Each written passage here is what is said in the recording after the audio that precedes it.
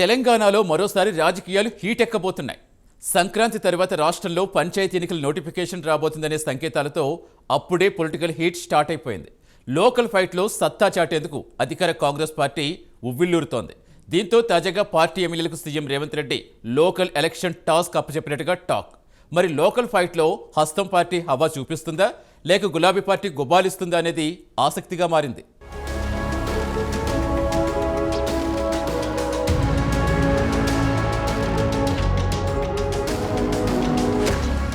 కొత్త సంవత్సరంలో కాంగ్రెస్ ఎమ్మెల్యేలకు సరికొత్త టాస్క్ ఇచ్చారు సీఎం రేవంత్ రెడ్డి. తెలంగాణలో సంక్రాంతి పండుగ తర్వాత స్థానిక సంస్థల ఎన్నికల సమరానికి తెరలేవబోతోంది.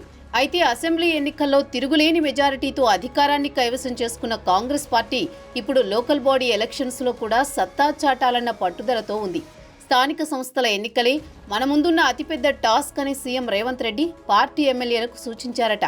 స్థానిక ఎన్నికల్లో కూడా గెలిచి కాంగ్రెస్ పార్టీ సత్తా ఏంటో నిరూపించాలని నేతలకు దిశానిర్దేశం చేశారని సమాచారం. కాంగ్రెస్ పార్టీకి స్థానికంగా కూడా బలమైన క్యాడర్ ఉందని, దాన్ని పంచాయతీ ఎన్నికల్లో గెలిచి చూపించాలన్నారు. పంచాయతీ ఎన్నికలే ఇప్పుడు మీ ముందున్న అసలైన టార్గెట్ అని ఎమ్మెల్యేలకు తేల్చి చెప్పారట ముఖ్యమంత్రి రేవంత్ రెడ్డి. ఎలాగైనా స్థానిక ఎన్నికలను కైవసం చేసుకుని తెలంగాణలో కాంగ్రెస్ పార్టీకి తిరుగు లేదనేది నిరూపించాలని దిశానిర్దేశం చేశారు. లోకల్, స్టేట్ అన్నింటా కాంగ్రెస్ పార్టీదే గెలుపు అన్నట్లుగా ముందుకు దూసుకుపోవాలని ఎమ్మెల్యేలు, ఎమ్మెల్సీలకు కీలక సూచనలు చేశారని సమాచారం.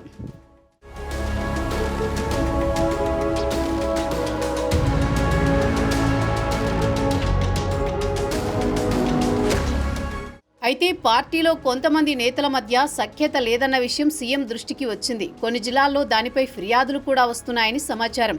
అయితే ఇలాంటి ఫిర్యాదులపై సీఎం రేవంత్ ఆగ్రహం వ్యక్తం చేసినట్టు సమాచారం. కాంగ్రెస్ పార్టీ ఎమ్మెల్యేల పనితీరుపై సీఎం రేవంత్ రెడ్డి నిర్వహించిన సమీక్షలో ఎమ్మెల్యేల తీరుపై ఒకంత ఆగ్రహం వ్యక్తం చేసినట్టు సమాచారం. ఎమ్మెల్యేల ప్రోగ్రెస్ రిపోర్టులు అన్నీ తన దగ్గర ఉన్నాయని, తీరు మార్చుకోవాలని సీఎం స్వీట్ వార్నింగ్ ఇచ్చారట. ఎమ్మెల్యేలు వర్గ విభేదాలు, గొడవలను పక్కన పెట్టి స్థానిక సంస్థల ఎన్నికల్లో సత్తా చాటేందుకు కార్యకర్తలతో కలిసి పనిచేయాలన్నారు. ఇప్పటికైనా కొత్త, పాత అన్న వర్గ విభేదాలను పక్కన పెట్టి వారితో సమన్వయం చేసుకుంటూ ముందుకు వెళ్లాలన్నారు. రాబోయే స్థానిక సంస్థల ఎన్నికల్లో పార్టీ విజయంపై ఫోకస్ చేయాలని నేతలకు కరాఖండిగా చెప్పేశారు. ప్రభుత్వ పథకాలు ప్రజలకు చేరేలా ప్రచారం నిర్వహించాలని ఎమ్మెల్యేలకు సీఎం రేవంత్ రెడ్డి దిశానిర్దేశం చేశారు.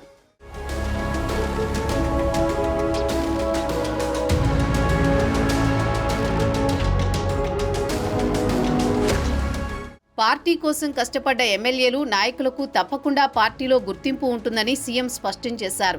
కింది స్థాయి నాయకుల కష్టంతోనే మనం రాష్ట్రంలో అధికారంలోకి వచ్చామని వారిని కలుపుకుని ముందుకు వెళ్లాలన్నారు.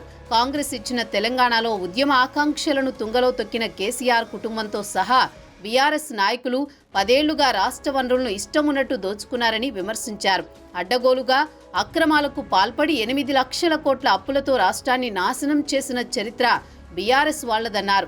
కాంగ్రెస్ పార్టీ ఎన్నికల ముందు ఇచ్చిన అన్ని రకాల హామీలను నెరవేర్చేందుకు కృషి చేస్తున్నామని, ఏడాదిలోనే మనం ఎన్నో మంచి పనులు చేసినా బీఆర్ఎస్ అబద్ధాలు ప్రచారం చేస్తూ రాజకీయంగా పూట గడుపుకుంటుందని మండిపడ్డారు. ప్రభుత్వం చేసిన మంచి పనులకు పెద్ద ఎత్తున గ్రామాల్లో ప్రచారం కల్పించాలని, చేసిన పనులను మనం చెప్పుకోకపోతే వెనుకబడిపోతామని, బీఆర్ఎస్, బీజేపీలు మనపై చేస్తున్న అబద్ధాలను తిప్పికొట్టాలని ఎమ్మెల్యేలు, నాయకులకు సూచించారు.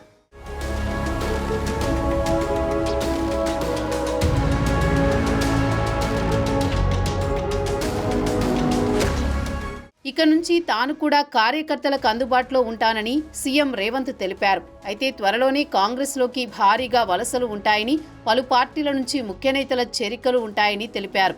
బీఆర్ఎస్ నుంచి గెలిచిన 20 నుంచి 29 మంది ఎమ్మెల్యేలు కాంగ్రెస్లో చేరుతారని గతంలో మంత్రి ఉత్తమ్ కుమార్ రెడ్డి ప్రకటించారు.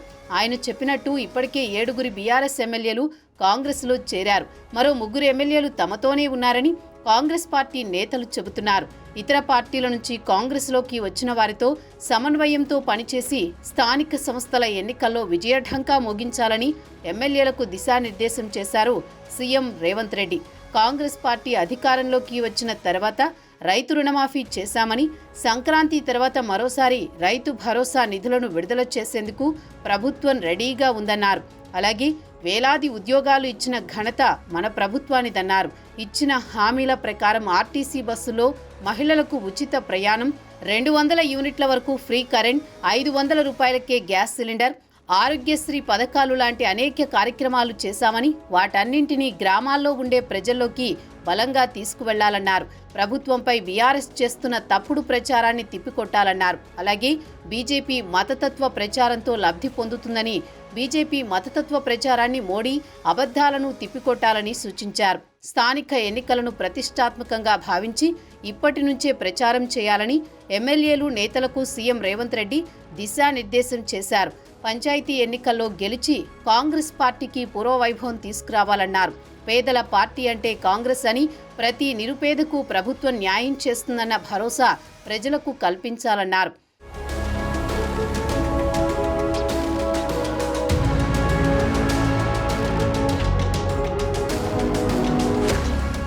ఇదిలా ఉంటే మరోవైపు సంక్రాంతి తర్వాత రాష్ట్రంలో జరగబోయే స్థానిక సమరానికి అటు విపక్ష బీఆర్ఎస్, బీజేపీ కూడా రెడీ అవుతున్నాయి.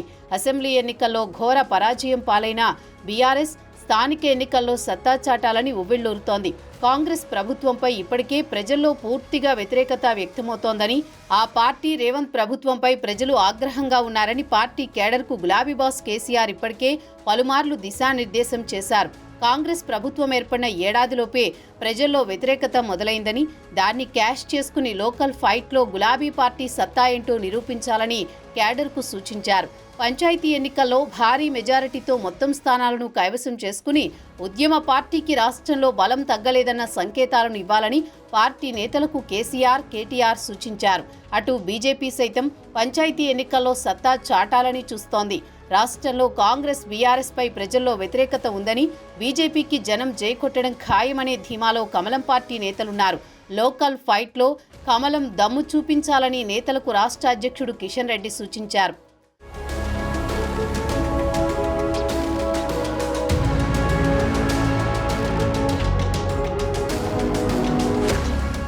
మొత్తానికి తెలంగాణ రాష్ట్రంలో సంక్రాంతి పండుగ తర్వాత లోకల్ ఎలక్షన్స్ పండుగ రాబోతోంది. దీంతో స్థానిక సంస్థల ఎన్నికలకు అటు అధికార కాంగ్రెస్ పార్టీ, ఇటు విపక్ష బీఆర్ఎస్, బీజేపీ కూడా ప్రతిష్టాత్మకంగా భావించి ఇప్పటి నుంచే వ్యూహాలకు పదును పెడుతున్నాయి.